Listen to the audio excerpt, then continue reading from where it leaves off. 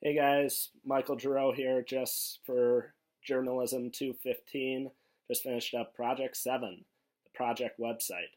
And for my project, I did the topic of hobbies, people's individual hobbies.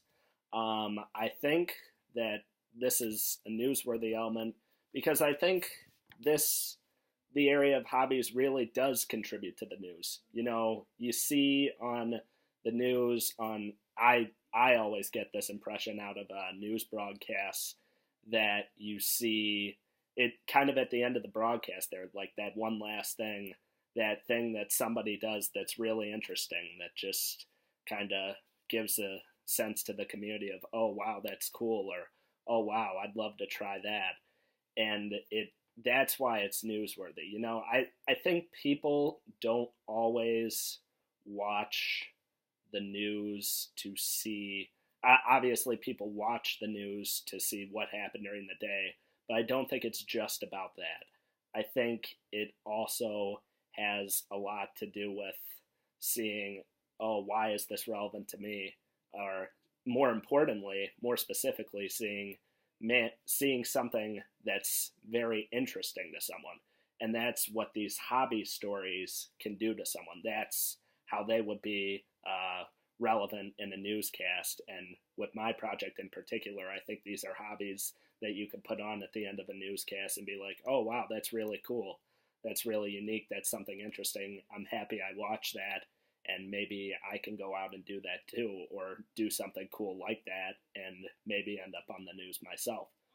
So my hobbies I put up the my Project 4 person video of Luke Warland, the ballet friend from, well, not friend, but my ballet colleague. And the interesting thing about that hobby, what makes that unique, of course, men's ballet. You don't really see a lot of guys doing ballet. So that really sends a message to the people, oh, this is interesting. And then just how he carries it out, how he loves to do it, how it's just a passion for them. I think people, while watching that story, watching that, if they were to watch that on a newscast, they'd be able to put themselves in their shoes, in Luke's shoes, with whatever hobby they that they do. They can think, oh wow, that's Luke feels the same way about ballet that I feel about whatever sports, cooking, reading, whatever. And then for my second hobby, I did. There is an interesting club here at the U of I. It's called the Railroad Club, and they do layouts of model trains. And the interesting thing I found was they have their own model layout in the basement. It's the back corner basement of ISR. My friend Benjamin Blecka, he was kind enough to contact me about the Railroad Club, and I sent an email to the club. He got back to me, said he'd be willing to do the project, and he took me down there. The interesting thing was he was from Coal City, Illinois, which my family, they grew up in Coal City, so that was a big, we'd never met each other. That was a big talking point for us, and it made the interview flow a little more smoothly. And it you find an interesting like that hobby like modeling trains interesting. Now that in a news story, it's not going to jump out to maybe the younger viewer, but you got to remember who's watching the news. You got a lot of people, a lot of old people just sitting down eating dinner, maybe getting ready to go to bed, watching that evening newscast. They see a hobby like modeling trains. It's kind of an older person activity, so that's something they can relate to and find interesting. It's about finding hobbies that can appeal to different markets. I feel like I have that with this project. You have dance, young, exciting, energetic, that kind of appeals to the younger market, while modeling trains may appeal more so to the older market.